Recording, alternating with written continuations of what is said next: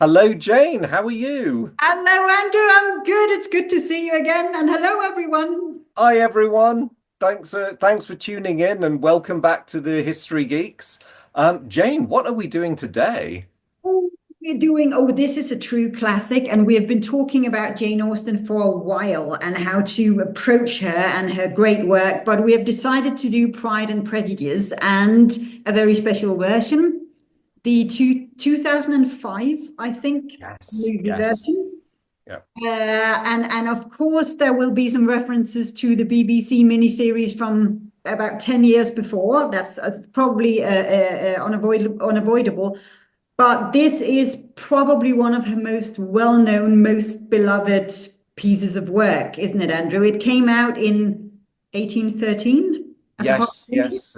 And actually, did you know this, Andrew? The first title was First Impressions. I did not know that, but that is a very apt title, isn't it? I Looking like at that. you, Mr. Darcy. And I oh like my that. gosh, so what that is fascinating, Jane. So what brought about the change to Pride and Prejudice? I know there were because Jane Austen wrote this in her early 20s, but it wasn't published until at least over a decade later. So Oh, it went through quite a few rewritings and updates and what have you before it turned into the publication we know today. So in somewhere in that process, I'm guessing another title came to the table. But it's Jane Austen at her very best, I think, and that entire blending of accurate description and humor and wit and friendly banter and seriousness and romance in all in the same soup, and it's wonderful to both read and watch in whatever version you come across. But I wanted to ask you, Andrew, what was your first encounter with Jane Austen? it wasn't an auspicious one, I'm afraid. Pride and Prejudice was the first of her books that I ever read, and I'm glad to say that because, firsts tend to become favorites, and that's the case with me. But I had never read Austen before, and I was in school, and I was given Pride and Prejudice because it was on the curriculum. And as I'm sure many you and everyone who's watching knows, being given a text as part of the curriculum is the death knell. It's like, I'm going to hate this. It's Yeah. going to be awful. I'm going to hate it. I was stunned. I sat down reluctantly on the last possible day I could to start reading it. And I read it and I read it. And by that evening, I was halfway through the book and I didn't want to put it down. I was thinking, oh my gosh, this is so good. Why is it a school text? What have they, the fools? You're supposed to pick something wildly horrible and boring. But no, this was great. And that I think I was 15 at the time, and that was the start of my long and happy friendship with Austen. I still haven't read everything she's ever written, but the core books, the ones people love, I always come back to those. What about you, Jane? Oh, that's big. That is so interesting because she wasn't part of our curriculum, obviously. But I was aware of her as a teenager. And when I started to become so familiar with English that I could read books in English, I remember my mum took me to our local bookstore, had a little corner section with foreign books, mostly English and German books. And there was a little bit of Jane Austen there. And the first book I had was a very old version of Mansfield Park. So that was the first one I read. And I remember, I'm not sure I wasn't trained that much in reading English yet. So I remember finding it a little bit difficult and very long, but it did introduce me to her world. And then after that came Pride and Prejudice, and I'm really glad that I stuck with her because it was a completely new world that opened up, and a new way of writing, and a new way of seeing society, and especially through the eyes of a woman, which was very unusual and kind of what she came to represent. And I think, as you said, just the language, just completely letting yourself drown in that beautiful language. Yeah. Yeah, as a descriptor and as a creator of dialogue, she is amazing. Yeah. And I've read quite a few things now from that period, most of which I've bounced off because, you know what they mean because you've got that familiarity, but it's just not. I think it just doesn't jibe enough with our 20th, 21st century sensibilities and thought processes. So you can appreciate it for what it is. But Jane Austen just slips in very easily and just goes, "Here's my brilliant story," and you go, "Yay, what a brilliant story!" Um, I'm interested that you read Mansfield Park first because I have read that too. It was another school text. But I was lucky, I read it after Pride and Yeah. Prejudice and after Sense and Sensibility. So although Fanny Price is not quite the sort of sparkling, outgoing heroine you get in the other books, I think I was ready for a change of tack. Some people I know have read Mansfield Park and that's their only Austen. They go, it's a bit of a Yeah. wet blanket, this one. Fanny Price. She's not. If all her heroines are like this, no, thank you. But she is balancing that there is almost an emotional intimacy in all her books that she's kind of inviting us into. Uh, Yeah, that's and I don't just mean in terms of creating romance, but creating a world that where you can almost see yourself and where you feel very much at home. yeah. And that is, I think, part of her genius as an author. But if we try and dive into specifically Pride and Prejudice, Andrew, there are also some different um, movie, TV versions with some very interesting different takes on the characters and the books as well. And I think I know everyone probably has their own favorite, but a lot can be said about each different version. And I was Mm, wondering because I know you've watched both the miniseries, the BBC miniseries, which of course was longer. I think it was about 4 hours, 4 episodes, about 50 or 60 minutes each. yeah, And of course, this movie version, 2 hour long approximately, being a bit more compressed, a bit shorter, but that can have its advantages as well.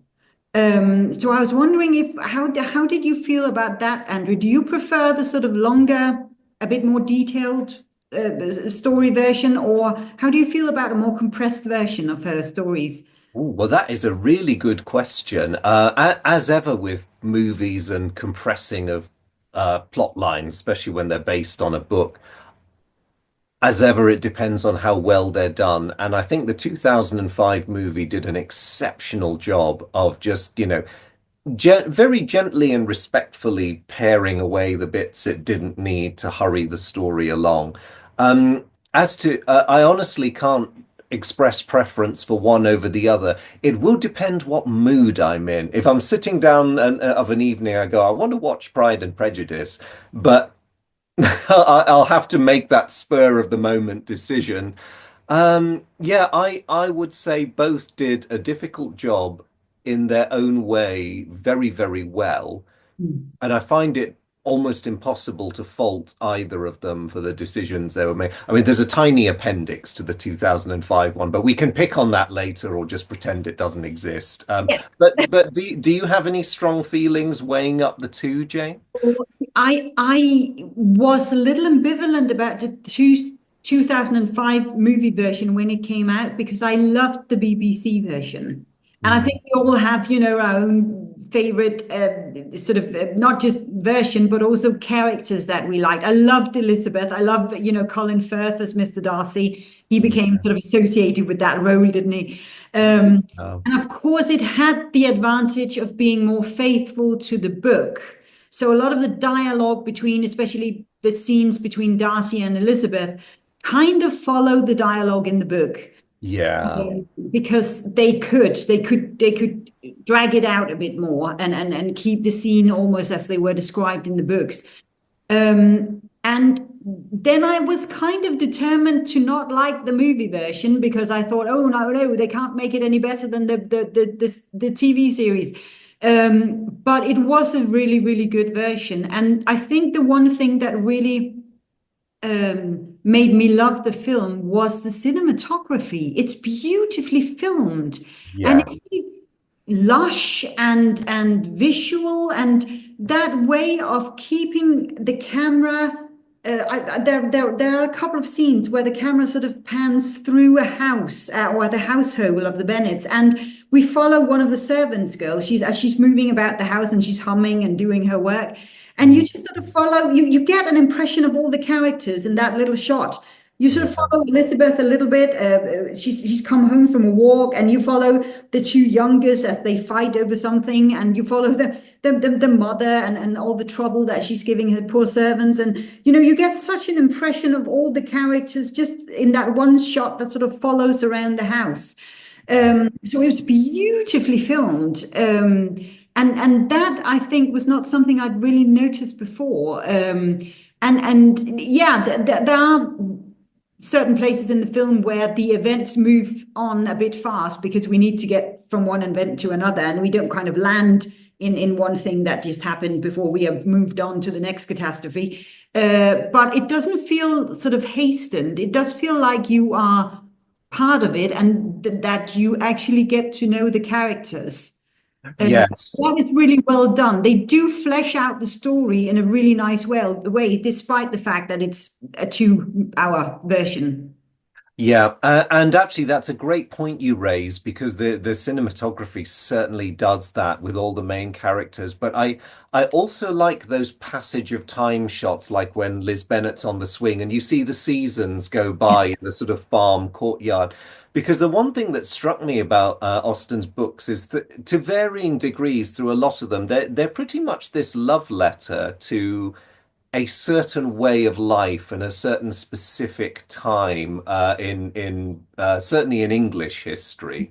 And I liked that the 2005 film brought out not just those nice sort of intimate bits of the minor gentry and the much more major gentry, of course, but also the ordinary people who are tenanted on their lands. You know, even though you only glimpse these people, the farmers and the townspeople going about their business, it's just it's nice because they show all the, I mean, puts me in mind of why hobbits love the Shire in the Lord of the Rings. You know, there's all that rural loveliness. But in the 2005 film, there's also just that amount of scruffiness too, to remind you that unless you were Mr. Darcy or someone at his level, your life was actually a tiny bit grubby and quite hard, even though you'd be quite happy as well. And I like that because it costs them no dialogue. As you say, it's cameras just following people, but it's so beautifully done. Oh, that's a wonderful way of putting it. It's like a love letter to a certain period of time. That's a wonderful, wonderful way of putting it. And you're right. You get both in her books, but also very much in the films, the class impression. That there are, yes, Mr. Darcy's of this world, but there's also the servants, there's also people on the street begging, and there's also very much that peculiar class in between that the Bennets are sort of part of, because they're not servants, they're not poor, but Mm. they're not really rich and wealthy either. So their opportunities in life, especially when you only have daughters, is very, very limited.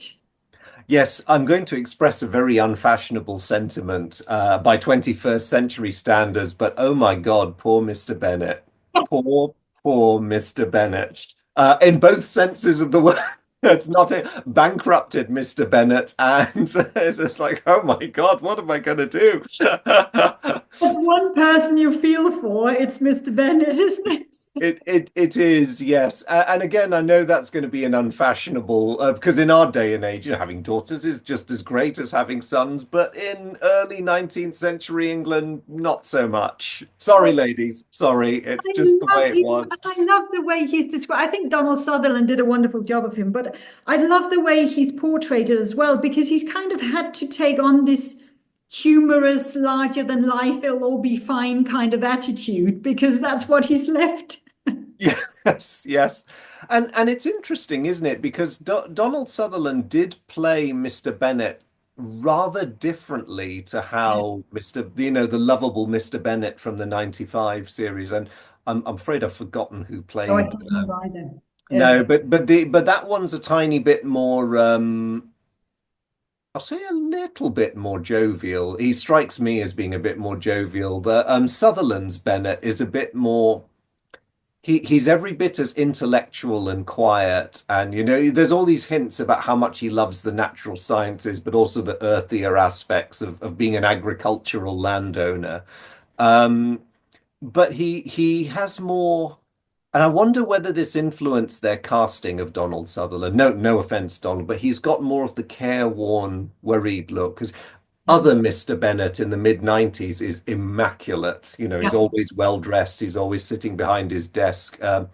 Sutherland's Bennett's a bit more hands-on and a bit more dry sense of humor, I think. That's His delivery is more And dry.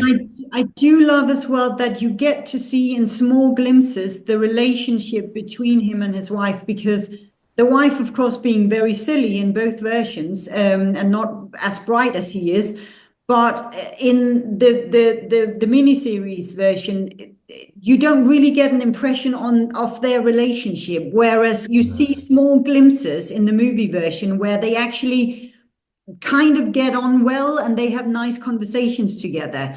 So you do get a little bit of an insight into their relationship there, and into, because in the 90s version you sometimes get this feeling of how did the two of them even end up together.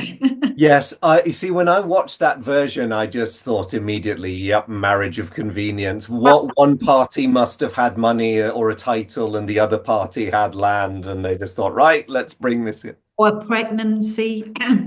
Well, do you know what? We like to deny that sort of thing ever happened in the early 90s, unless, the commoners, yes, there's illegitimate children everywhere, but among the better sort who are supposed to set an example. Oh, no, no, the scandal.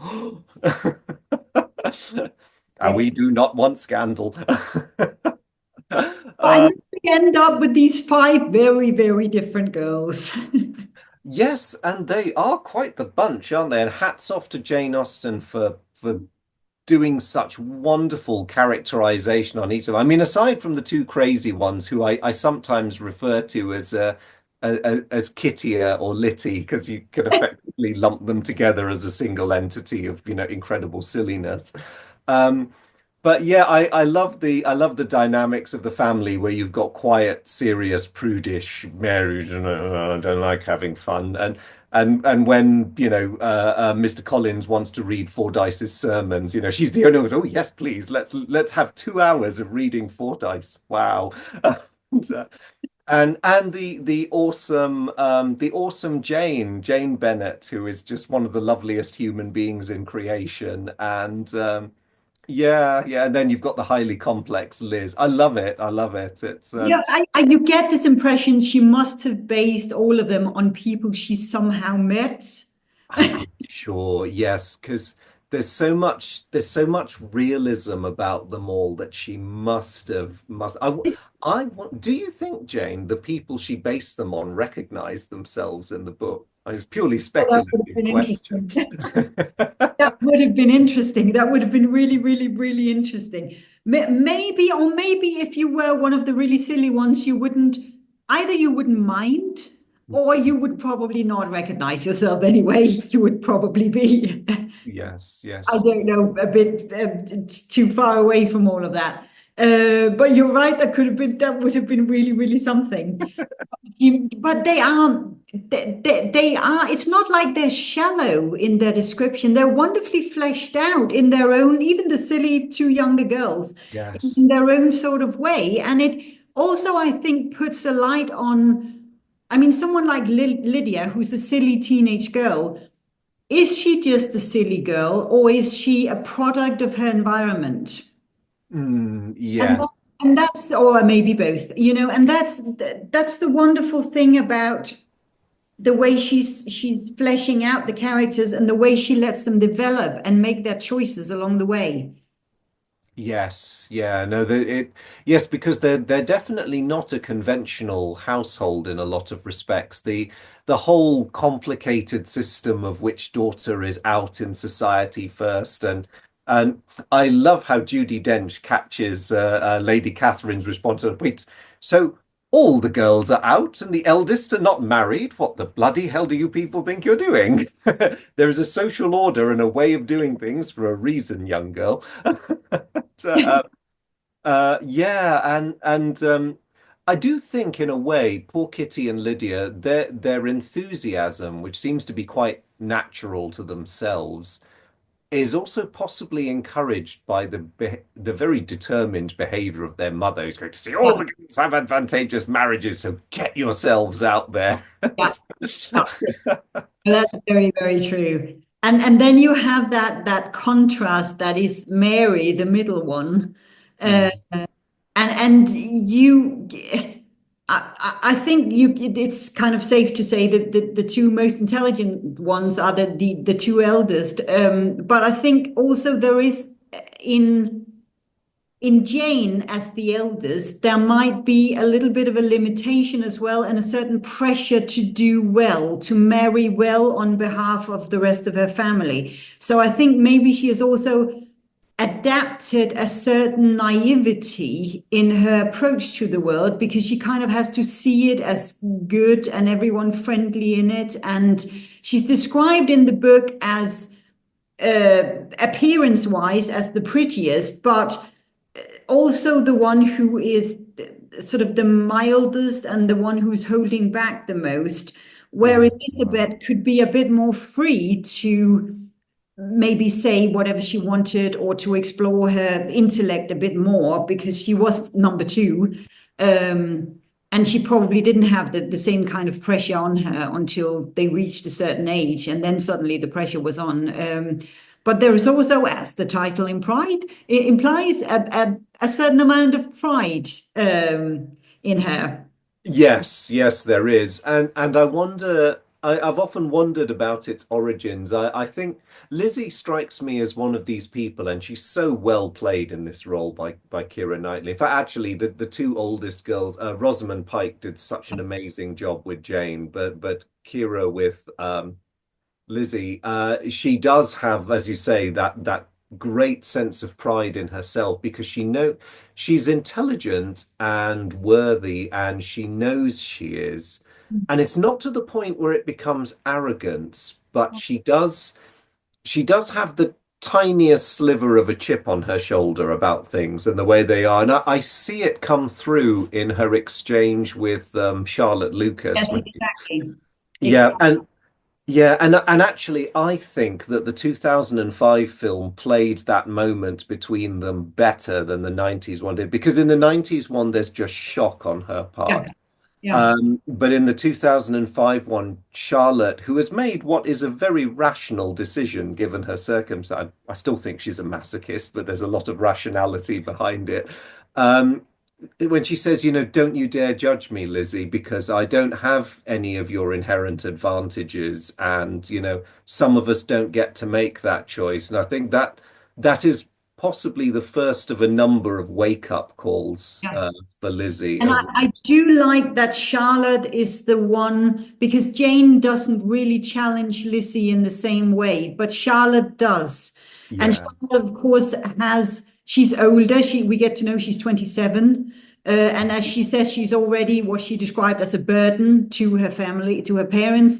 And in a way, I do like that she ends up, no, she's not marrying for love, and she knows Mr. Collins is absolutely absurd, but she gets you're to very kind.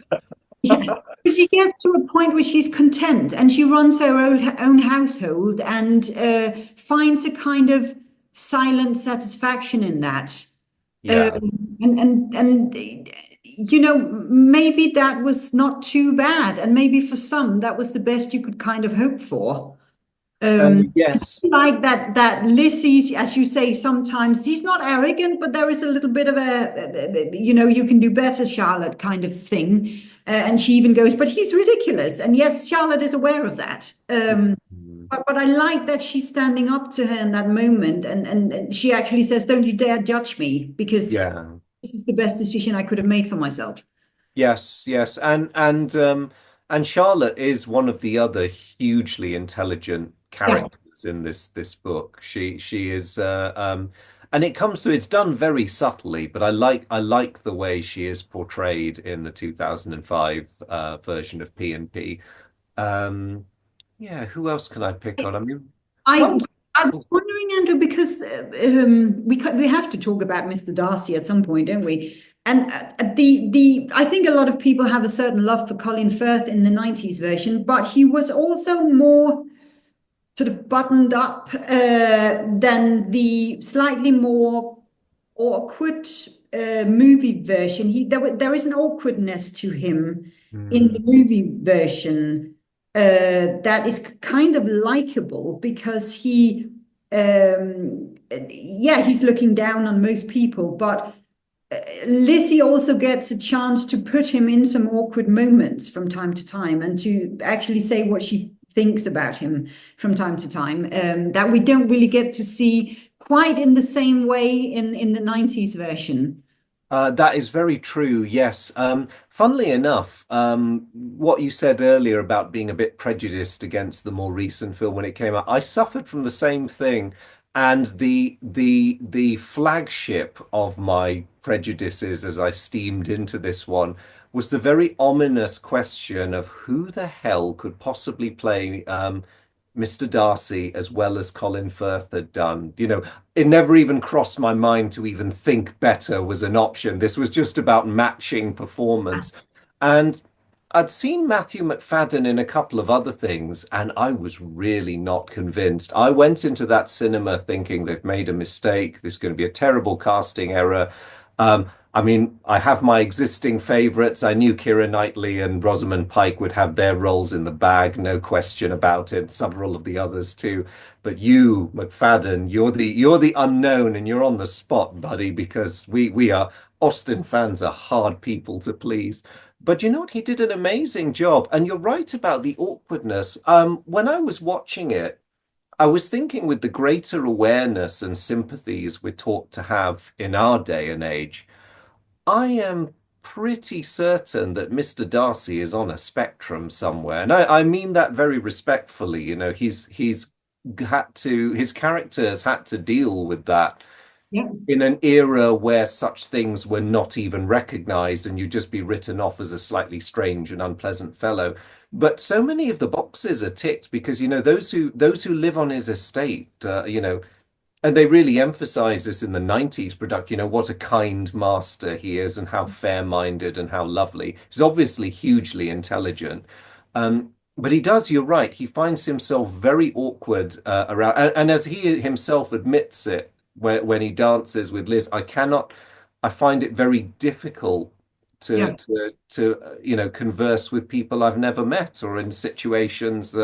He kind of leaves it unsaid, but the implication is when I feel out of my depth in situations I'm not familiar with, and I think with him, it's not just the sort of the Pride and Prejudice element of the snobbery of English class hierarchy at the time. If anything, that's a safety line for him because it's this highly rigid structure with very clear rules, and he's fine when he's operating within those. But the moment he's pushed into something unexpected, like I don't know, meeting Liz Bennet for one, and he's just off it just nudges him off his rails a bit. Yeah. Yeah. No, that is a really good interpretation of him. I think but he's also, as many of the others, a product of his time because he's had to find himself in some peculiar roles over the years. He's not just had to, at a very young age, to deal with Mr. Wickham. Mm, He's also had to deal with what Mr. Wickham did to his sister. At the yeah. same time, he's had to be almost like a peculiar father figure to a much younger sister who's, I think, more than 10 years younger than him. Mm, And he's had to be master of the house. yeah. Uh, and I think in his friendship with Bingley, he sees someone who is in a somewhat similar position, so they can kind of mirror each other, mirror themselves in each other a little bit.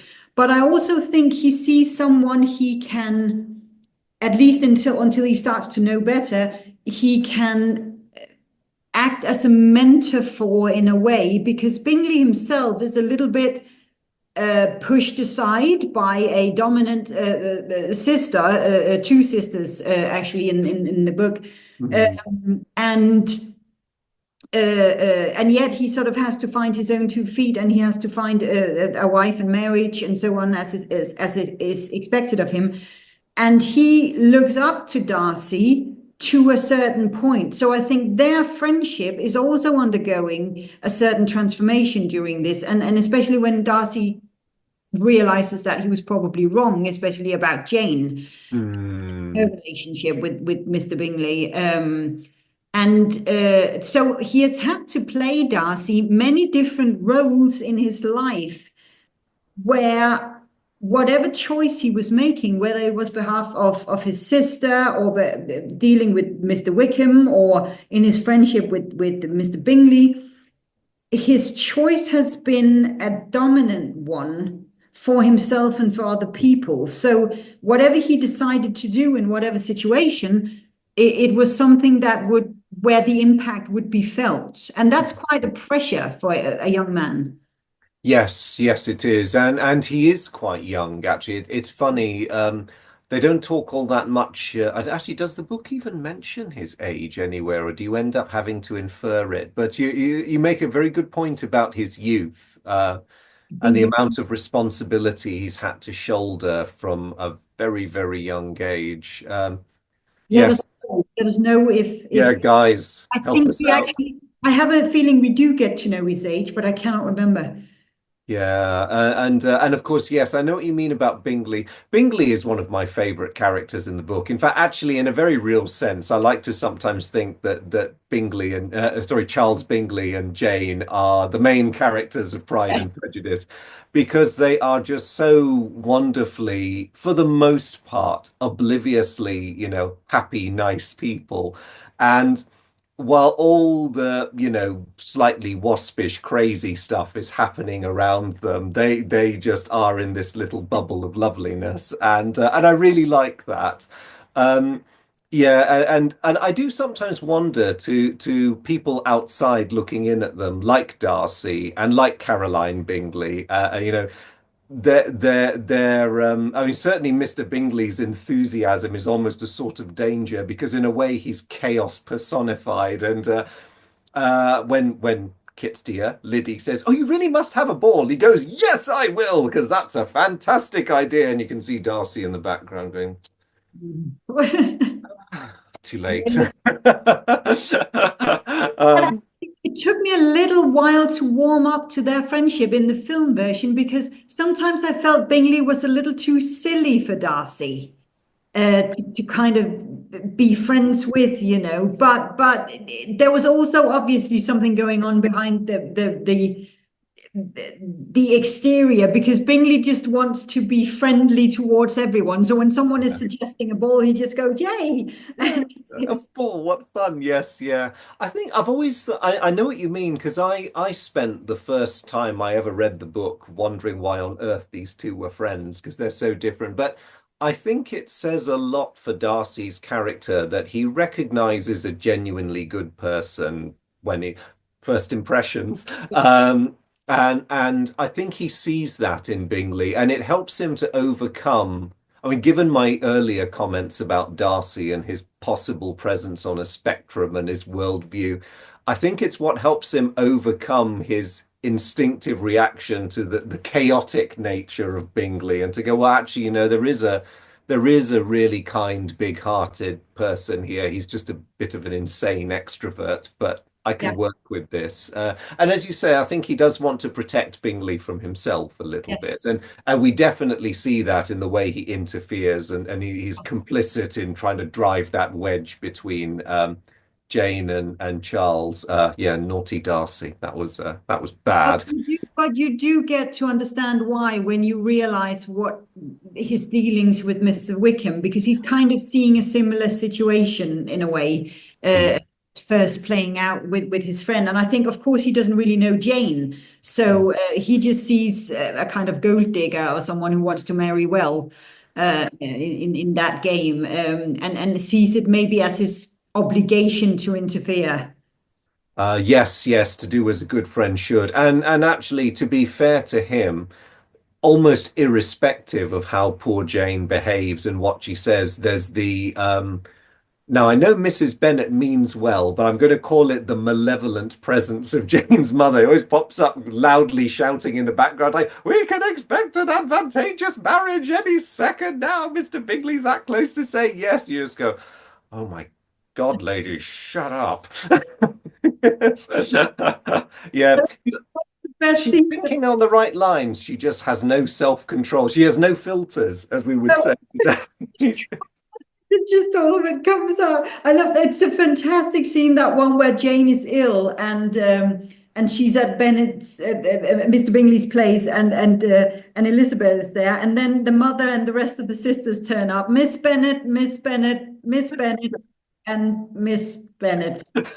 Are we to be invaded by every Bennett in the country? Yes.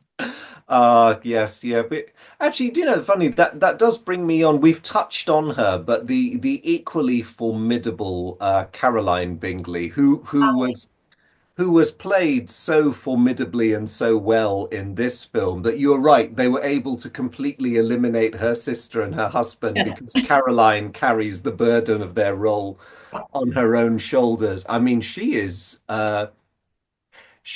quite well done, and for reasons that are possibly unfair, I found this Bingley, Caroline Bingley rather, slightly more scary and more off-putting than I did her counterpart. Yeah, I think agreed. it's possibly because the actress also played Duckface in Four Weddings and a Funeral, so I just could not take her seriously as a threat. Gotta say, I actually think both of them did a really, really good job, and I do like the first Caroline Bingley in the '90s version because she's just so deliciously arrogant, and she's just there's no, she's looking down on everything and everyone, and nothing is quite good enough.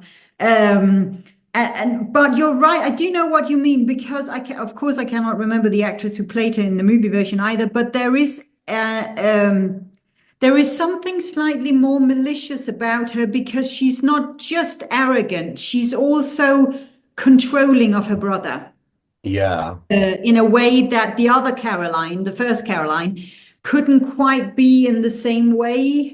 She was Yes. trying to, but she couldn't quite, she didn't quite know how to do it. And then Darcy was in the way as well to sometimes interfere in her relationship with her brother. Whereas as the movie version, Caroline has a more direct control of her brother. And I think that's what makes her slightly more dominant. And also in that first relationship, with the first impression with Elizabeth, where they actually live under the same roof for a while as Jane is getting better, and they kind of have to stand each other's company.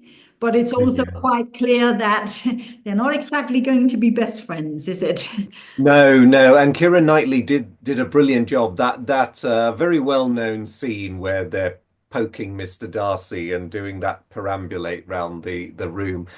It is so clear from Lizzie's face that she's really not comfortable and is really not enjoying herself. And she does get on the receiving end of a couple of not that well concealed barbs from Caroline, and that scene where they part company, where she says goodbye, and I think Caroline's reply is the most insincere. It's been a pleasure that I've Yes. ever seen in real life or on television. It's just like And I can't wait for you to leave the house. Get out. and she's saying it as she's sort of curtsying her goodbye. The pleasure was all mine. That's it. Yes, yes. And it's just like, oh, Get that out of was my amazing. sight. Yes. You look even filthier than the servant. Well, you certainly did when you first turned up, covered in mud and No, it's right, and it kind of and I didn't really mind they cut out the other sister for that because in the interest of making it compact and getting on with the events and the plot and so on. She certainly had enough arrogance for both of them. Certainly did, yes, yes. And tribute to, again, I've forgotten the actor's name, Yes. but tribute to the one who played her, because that was beautifully done. It's always a bit hard playing villains like that, and Yes. it was a good job. And it's difficult to provide them with sort of depths, but she does do that. She does that again in those very small, again, no words spoken, but there's a little carriage scene where they're closing down Netherfield and we see them drive away. And Mr. Bingley is sitting in the carriage looking a little forlorn and down. And the sister's sort of sitting next to him with that little smirk going on that this is her doing, you know. So Yeah. tiny little things where you feel, okay, she's the one wearing the trousers there. Yes, she definitely is. Yeah, I know that scene. It's the one that comes right after she says, as they're waving Yeah. goodbye to the benefit, "You cannot be serious, Charles. Yeah. Absolutely cannot. In No." that way, only an older sister can say it. Yes, yes, and you do get the impression in the film that he's being dragged back to London as a sort of cure for this insanity. He's Yes. noticed that, you are not marrying that girl. Don't even think it. And even if he feebly protests, like, but I think I love her. It's like, what's love got to do with it? It's 1813. We marry for advantage and position. Don't let your judgment be clouded by this foolish emotion. No, it's actually it's a really really nice relationship that. And then there is something nice also. I just wanted to mention them. Uh, the aunt and uncle, Jane and Elizabeth. Jane gets to stay with them in London, and later on they take Lizzie on a trip. And there is something nice about also having the two of them as a sort of second parent Yeah. character as well, The because the they're gardeners, isn't it? the gardeners, yeah, Uncle and they're Aunt both of them Duncan. very sensible as well. Yes, they are. They make such a wonderful contrast. As you say, second parents, because unlike Mr. and Mrs. Bennet, you have Yeah. sane, balanced people who seem a bit quite. They're both quite alike in their temperament and the things they take joy in, and they're not overly expressive, but you get the feeling that there's a very happy and fulfilling relationship there, and they're very fond of their nieces, and it's just and they're so helpful, of course, when the balloon goes up and everything goes wrong with uh, Yes, the talented Mr. Wickham, and because yeah, in no, a way, I'm guessing if we have to talk about him, he's also in a way just surviving in his own very wrong way. He's trying to make his way in life and having as much fun as he can along the way. yes. And there is, I think he's also that contrast to in the story to seeing marriage, and I suppose this is what Austen is trying to tell us as a kind of survival, both for men and women. Yes, yeah. I liked how the more recent film gave him some slightly different dialogue, because in he does talk about this in the 1995 version, but he makes it even plainer in the 2005 one, that he, as a very, very lowly junior officer, he is nothing, and he has no prospects really, unless he distinguishes himself on a battlefield and gets noticed. But but yes, because it makes, I think, sometimes audiences today might miss the distinction. So when everyone gets terribly excited that the regiments and the militia are coming and they start squealing about officers as potential marriage partners, they never actually say it. But really, if you want to bag an officer, you want someone who's at least a colonel or higher. Yeah. If they're lieutenant or below, your parents will do everything they can to stop that marriage, because he'll just be a penniless guy in a nice suit. And as ever, because soldiers being soldiers, whatever era it is, I think parents would also be very worried about people taking advantage of their impressionable daughters. I mean, most of us are too smart for that. But although, mind you, I do have some exciting news. Of course, the regiments are coming south, and I was at Sir Lucas's ball just the other week, and I met this really nice man. He wouldn't stop buying me drinks, and we got on famously. And he said he'd do something about finalizing papers. I didn't really get, but you know, I woke up and when the hangover cleared, I found he'd left me this really nice jacket that he told me I ought to put on and never take off. And Oh, uh, there we go. it's a really good hat as well, and I think I might even have a musket somewhere, but I don't know. But anyway, as I was saying, we're too smart to fall for all the silly things that you know incoming soldiers do. Whether it's taking advantage of our wives and daughters or recruiting, but you know you won't catch me falling for any of that nonsense. I keep my head well down. But Andrew, you could be Mr. Wickham in that. Look at good you. eye. Oh, splendid. Right, That I'm not suits sure how you to take very well. That, that gave that. you something, Andrew. It gave you something. There was a lift happening there. Well, do you know they do, don't they? There's something about us really quite ordinary looking blokes, but if you put us in a snazzy uniform, all of a sudden we make an impression at the ball.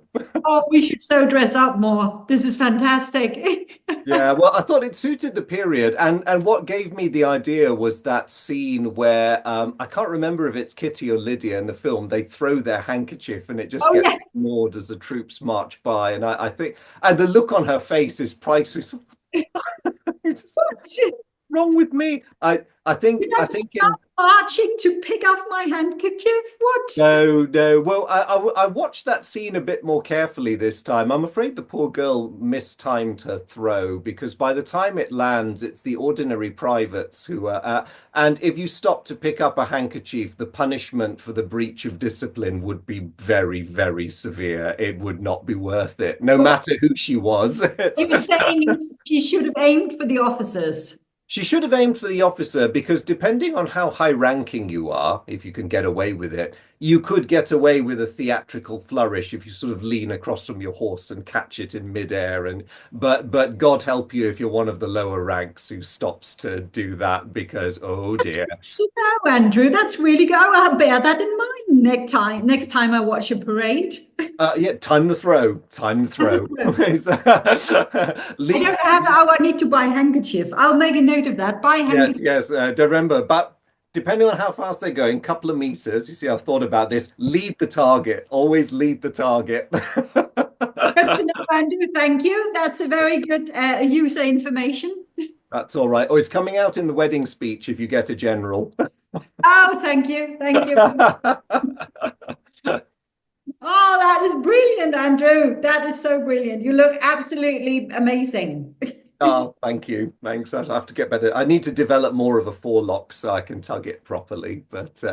But yes, I can see why fashion made a difference in those Oh, days. poor Mr. Wickham. Yeah, Well, but I I had know. it coming a little bit, but still. Yeah, yeah, but I do know what you mean about Wickham though, because yes, he is a bad un, but there's a lot of desperation driving his bad un And then he ends up behavior. with Lydia, which was probably not what he had expected.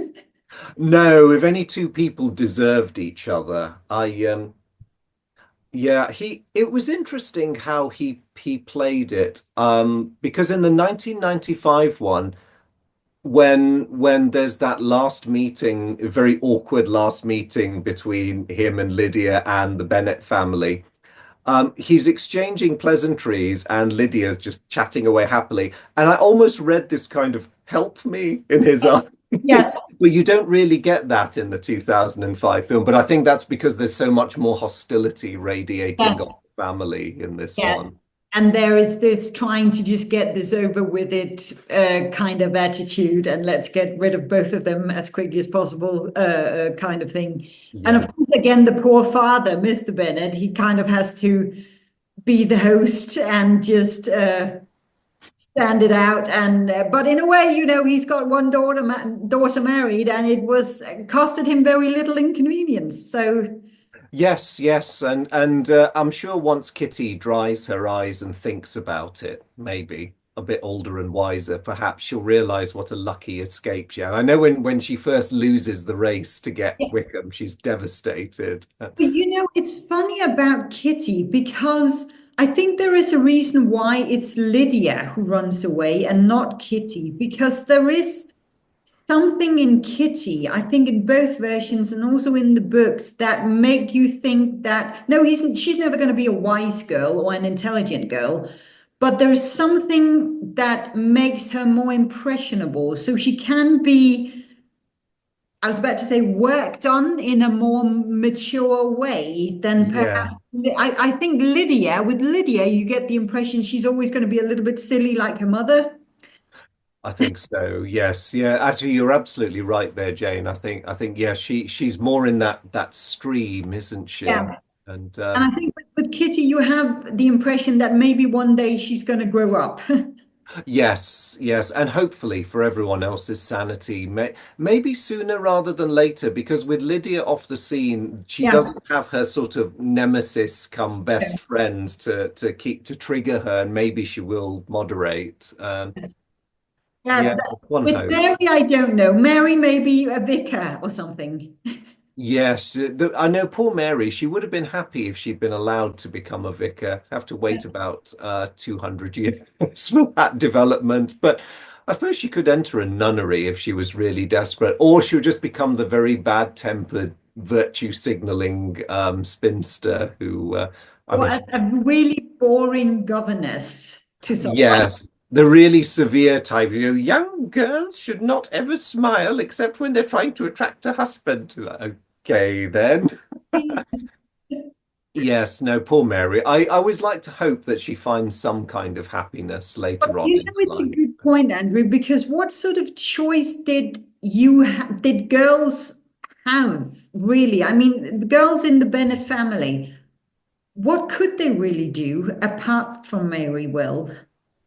Nothing really, and that is in many ways for most women. There were exceptions, but the vast majority of women, you're right, there was no alternative. If you wanted any kind of social status or the security of wealth and property, you had to marry someone, which which is very unfortunate given the playing field where, people like Mr. Darcy are usually hopelessly out of reach. And there's lots of probably quite decent guys out there, but most of them are not that wealthy or, are struggling themselves. It was a very difficult period, which is it's not really touched on the upheaval of the times. I mean, Britain was still prosperous in 1813, but things were changing, and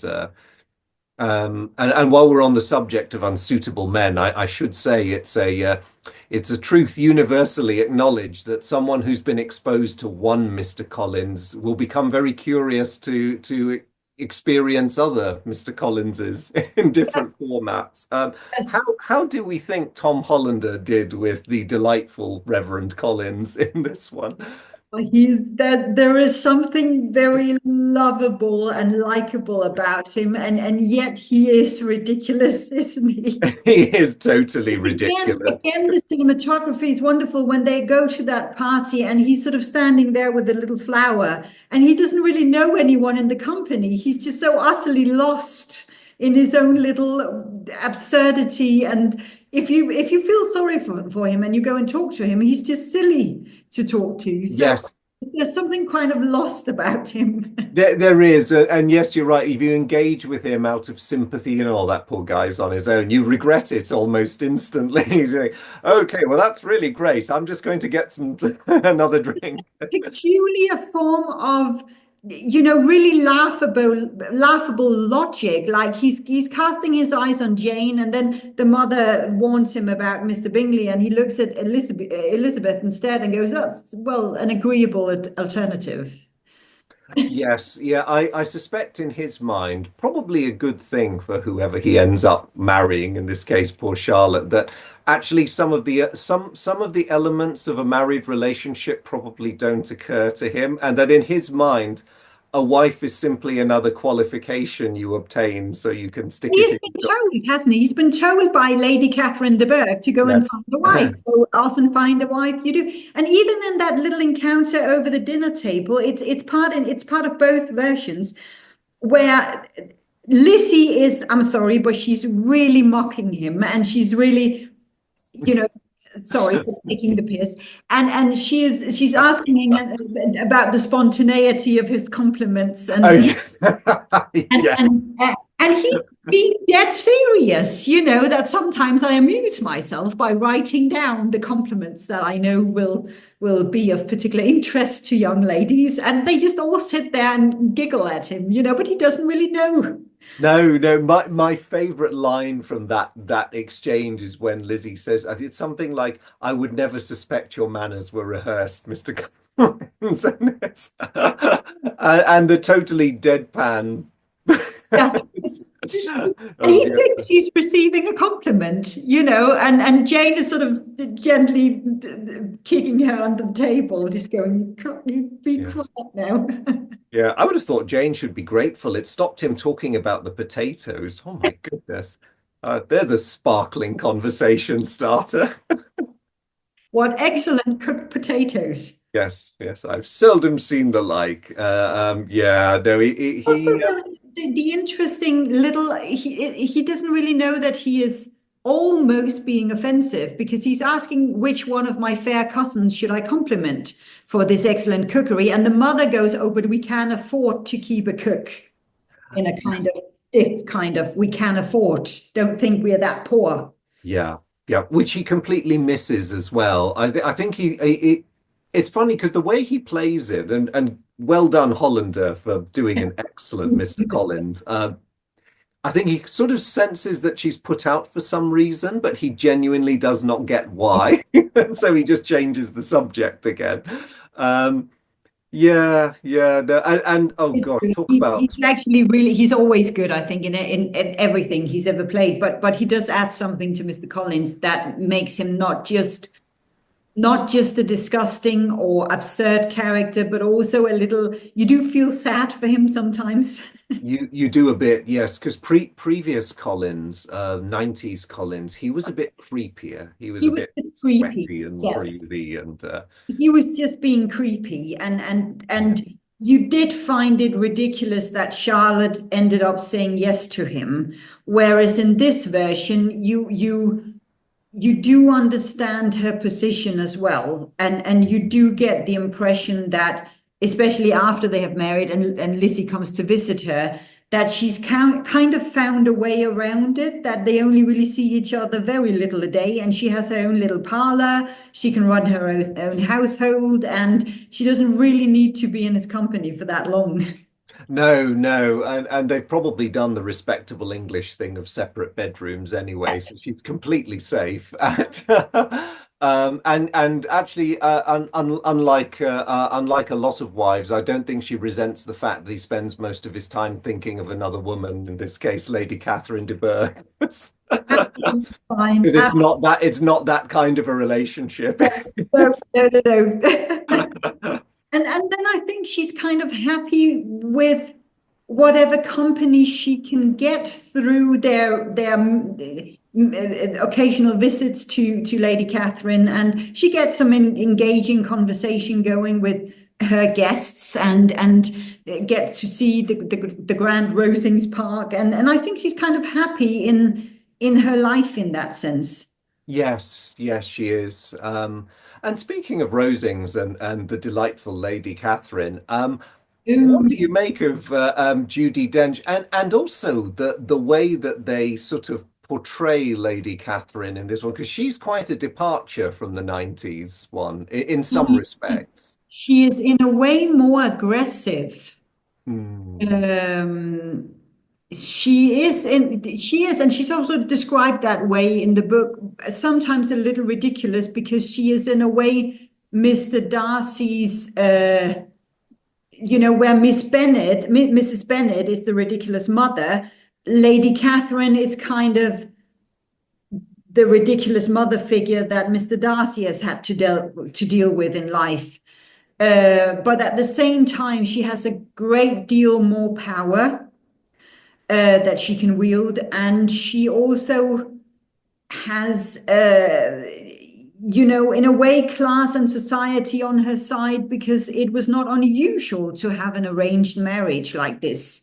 Hmm. So he's kind of a little bit in a trap there. But as Mr. Darcy grows older and more mature, he's still a young man. He also has his own determination and his own way. So he's not just gonna accept that poor little daughter that Lady Catherine has in her household there. He's also very much someone who's going to have a say about that. And then, of course, he meets Elizabeth, and things sort of become clear to him. But she works in a she's more powerful, she's more aggressive, and you do feel that poor Lizzie has to stand up to her more in this version, I think, than perhaps Yeah. the version. Yes, and she's certainly scarier when I compare the two scenes that result, that generate the whole obstinate, headstrong girl. She Judy Dench is so much more full on than the original Lady Catherine was. She's also quite I think the way they've kind of built her up in this one too. She seems to delight in disconcerting people as a way of getting the initiative almost, because Rosings Park was very conventionally decorated, as I recall, in the mid-90s version, whereas they're brought into Lady Catherine's presence in this one, and you instantly see she has this taste for garish colour and for rather quite rude Renaissance artwork, which I think she can get away with because, as you say, she's near the pinnacle of power and influence. So because of who she is, she can afford to buck what respectable society thinks and is like, no, I'm going to have my rude Italian paintings all over the wall. And although nobody says anything, you can actually see Lizzie's eyes darting around, going, "Oh, this is unusual." Yeah, and then of course, and it's again depicted very well through the poor Mr. Collins, because he has kind of taught himself that whatever he thinks, it doesn't matter, because if Lady Catherine thinks this is good, then it is good, then that's what we do. And if she says go and find a wife, then that's what he does. Yes, no, it's really quite impressive the level of. I mean, you could go all the way down those Freudian questions of whether certain guys enjoy being dominated by powerful women.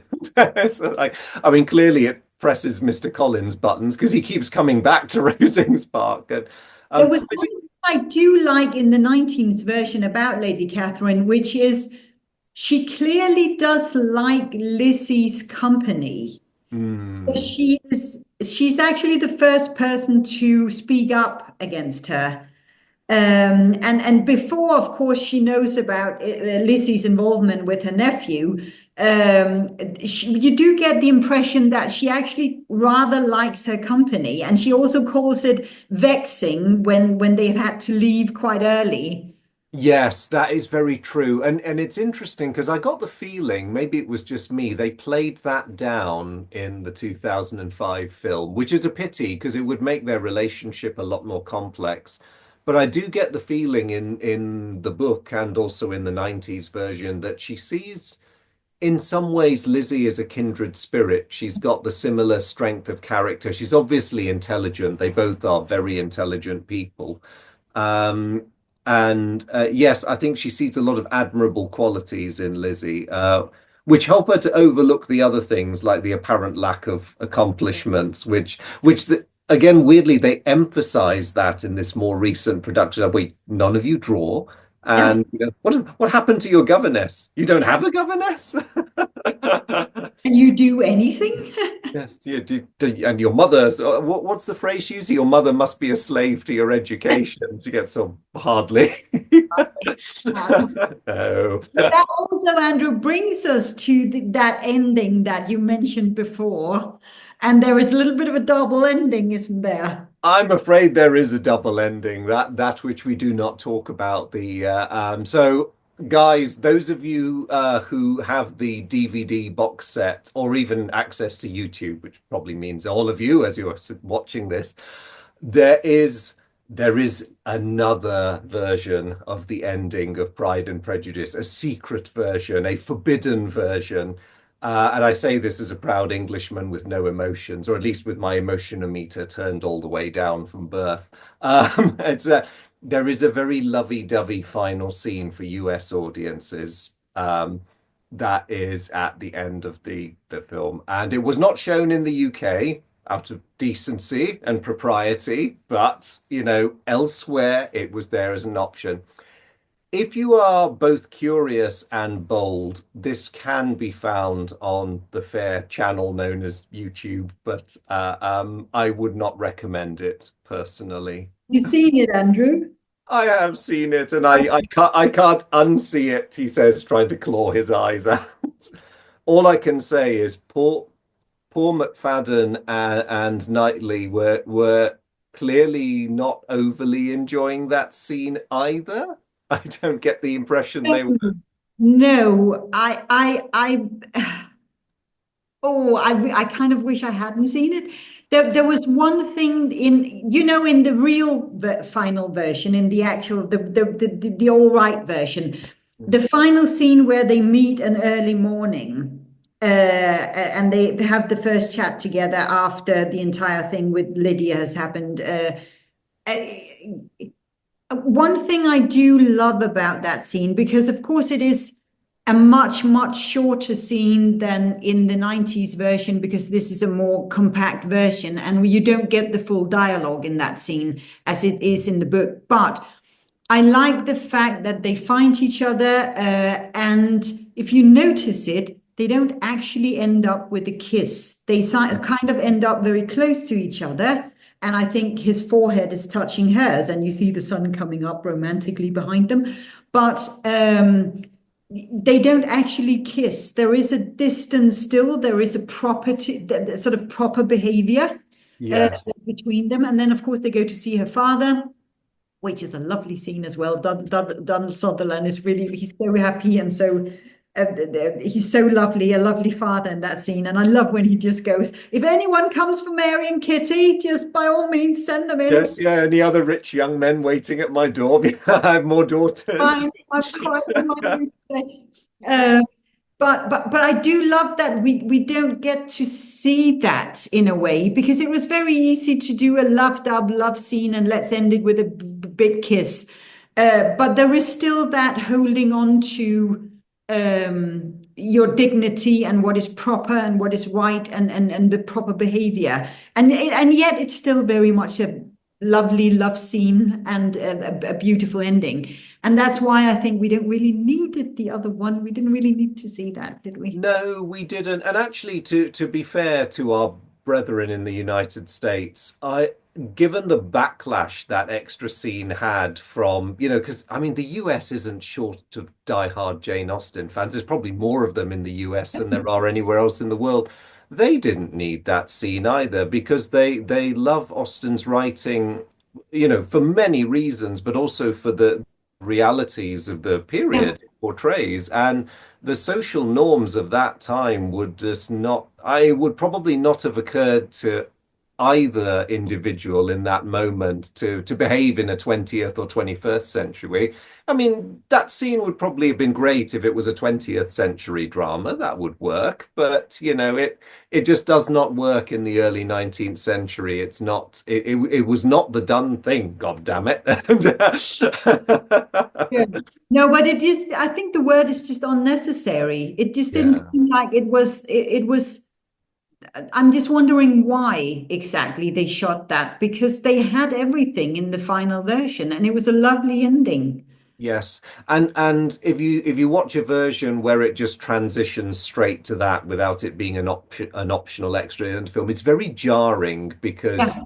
the whole emotional intensity and the setting and it just doesn't it just for a film that is so beautifully shot that one scene just flows into another scene very, very elegantly, you suddenly get boom. Oh, yes, there's this raft on the lake and there's lots of romantic torchlight. Wait, what? How did we get here? Sorry. What are you two doing? Yeah. Are you too sure you want to do that? The servants can see you. The house has windows. Speaking of lake, Andrew, you know what's coming. Oh, yes, yes. Well, you know that, and I didn't really see this, but there is apparently online in the world of the internet, there is a comparison between the Colin Firth lake scene, where he, by the way, he doesn't take his shirt off. We just imagine he does because we are that Right. kind of people. And that scene in the 2005 version, they call it the hand flex scene, where he's helping Elizabeth up, and we see his hand sort of going, Yes, which it's I'm guessing. I'm guessing it's not wrong, the comparison between those two scenes, because they're kind of trying to convey the same thing. It's Mr. Darcy out of his normal territory, isn't it? it is. Yes, and I think because he is such a self-regulating, really tightly controlled person, he really struggles to control these feelings he's developing. He doesn't understand them. He can intellectualize them, but he doesn't truly understand them. I thought that scene was a work of absolute genius because it's such a simple thing. In our day and age, we wouldn't even think twice. It's the equivalent of holding a door open for someone. But in addition to being a helpful gesture in that society at that time, it carries so much undertones of a person's regard for you. And I can see why Lizzie gives him this strange look as he walks away, because it's like, but you hate me and think I'm awful. And and even he's thinking, as you say, there's the hand flex, and he's probably thinking, what am I doing? Yeah. Yeah, she's awful, and I think she's insane. But, I mean, I love the lake scene and Colin Firth and all of that, and I actually think he managed to keep up that very buttoned up persona, even though he's yes, jumping into a lake. It's very out of character for him, but that's how we need to see him in that moment, because, as you say, he doesn't understand what's going on internally. But I yes, equally think that little hand flex scene was brilliant because, in a way, he's not overstepping any social norm by helping her into the carriage. But yeah, on the other hand, he didn't have to do it. no, no. There is a kind of, and she, as you rightly say, she's looking back, going, "What was that? What happened there?" You know, a That kind of. was that was nice. He was being kind. Was that what that was? And so it says a lot, that scene in its own right. And I think both scenes actually try to convey the same thing. There's something moving inside of him that is out of character for him, and he usually controls everything. And now suddenly, he doesn't really know how to do that around her. So both scenes certainly did what they needed to do. It was this very, I wasn't aware of this. It was very funny to see there was sort of comparison going on online between these two. Oh, I'm glad we're not the only ones picking this apart in such detail. But yes, yeah, because I mean, I like the delicious comedy in the lake scene in the 1990s one because poor Mr. Darcy has no idea Lizzie's there, or indeed that there are any visitors to the estate, and hats off to Colin Firth for doing an amazing job again. It's just all the emotions that chase themselves across his face, but including, panic, some joy, Yeah, and just a lot of complex, oh my God, rabbit in headlights kind yeah, of, I'm not dressed. Ah! And that brilliant bit where he asks her about her family yeah, again a few yes. seconds because he's just desperately trying to get his equilibrium back. I don't think Jennifer Eels Lizzie is doing much better in that scene, but at No, least she's not. his greater panic is at least helping her to bring hers under They're both of them caught completely off guard because she control. doesn't think, and she feels she needs to justify why we're here because she has just been in a position where she said no to all. Yes. So she's in an equal embarrassing position. Now I have to explain why I've come and have a look at all of the things I've said no to. They're Yes. in an equal awkwardly position there. And in a way, the same thing is true for the film version, where she's kind of looking through an open door, and she sees his sister for the first time. And she sees him being a father person who's all lovely in front of that sister, and the facade is down a little bit. And I think both of them are again equally caught in a moment of, oh, you weren't supposed to see that.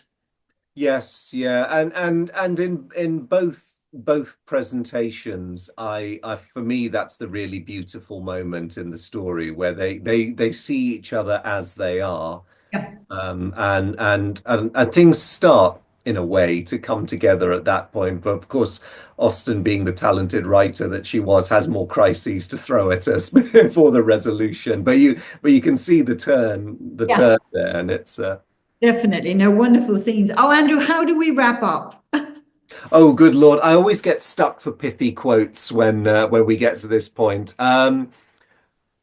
Good Lord, I think only to congratulate everyone on where they end up, really. For the most part, and not everyone ends happily, I know, but and I think it'll probably take Lady Catherine a long time to reconcile herself to the most Yes. unfortunate marriage of Miss But I Bennet and think Mr. Darcy. But also, there's so many people in the world who loves these stories, and I think the great thing about them is that you can never stop analyzing them and stop talking about them and stop looking into the different facets of the characters. And I know we've only just scratched the surface here, but I think uh, maybe a good question would be to what haven't we touched on with regards to Pride and Prejudice that you really felt was important when you either read or watched the different versions? What, please let us know what mm. touched you. What was a very important moment for you in this story, and how it is portrayed in whatever version you love? Yes, and guys, do you have a favorite version that we haven't talked about? Because, of course, so many of the Jane Austen novels, including Pride and Prejudice, have had a lot more screen time than the two we've covered here. There's even been, and to me, this is the mark of how successful something is. There's been parodies and crazy spin-offs. I mean, at the time of this recording, there's a very popular stage show based on Jane Oh, Austen, but yes. Pride and Prejudice, but not quite as you know it. That's actually showing not too far from me at the moment. If I go, I'll go dressed like this, and You should. And the hat. Remember the hat, Andrew. mustn't forget my hat. And look out for handkerchiefs. Young girls throwing handkerchiefs. Young girls, I'll remember to duck or not break step because I like my back unbroken by flogging. Thank you, young lady, getting me into trouble. Um, yeah, but there's also, I mean, guys, have any of you read Pride and Prejudice and Zombies? It is a most excellent novel. Oh, It's really? Yeah, the only caution I would say is don't watch the film. The film is Okay. terrible. But the novel, brilliant, amazing adaptation. Totally, totally crazy. But, Pride and Prejudice and Zombies. Give it Yes, a try. good one. I haven't read that one. Will do, will do. Uh, yeah. No, there's a lot to say about these, but no, they're wonderful, wonderful stories, and I think there's a reason why we still call it the Jane Austen universe. She's just creating a different world, isn't she? She is, and more so, I believe, than any other writer of her generation. I don't want to upset the Brontes, but I'm sorry, you don't even come close. It's Sorry. a different genre. There's a lot of those stories that I love as well. Another Jane Eyre. I do Yeah. love that story, but it's a very, very different take and a very different atmosphere that's conveyed in those, and a different type of writing as well. Yes, yes. Um, I think at the end of the day, Jane Austen was onto a good thing because sparkling social comedy with just enough drama is and the sweet spot. seriousness at the same time. Yes, yes. It's so perfectly balanced. And guys, feel free to chip in and say if you agree, disagree. But I Absolutely. personally feel that she got that balance much better than a lot of writers of her generation. So, Oh, she's still alive for a reason, isn't she? indeed, yes, yes. And Andrew, this has been lovely as always. And guys, do let us know your thoughts, your favorite moments from book, from films, your favorite quotes, your favorite character, whatever comes along. yes, who is the best Mr. Collins ever? And we have a little competition running. Yeah, prize for best Mr. Collins. Tries the best, Mr. Collins. Yes. Oh, thanks so much, Andrew. A pleasure as always. Thank you, Jane. Likewise, likewise. Always excellent to see you, and I really look forward to seeing you again in the next one. We got to do more where you wear costumes, Andrew. I'll do my best. Have to think about what films we choose though, because that might lead us down places people don't want to go. Oh, take care, everyone, and see you next time. Take care all. Take care, Jane. See you.